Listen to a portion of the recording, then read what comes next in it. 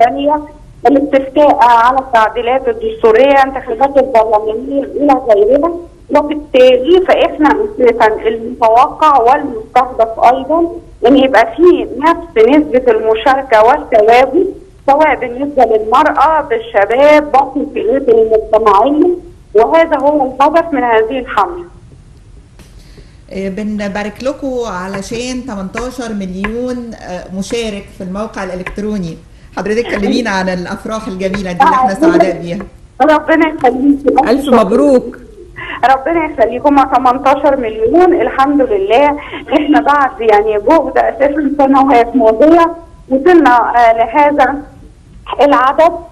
وزي ما سيادتك عارفه ان احنا دلوقتي المطبوعات الورقيه بتكمل اساسا هذا مكامله او مسيره للارض، وانت ما تقدريش تطلعي ورقي بس، لازم يبقى عندك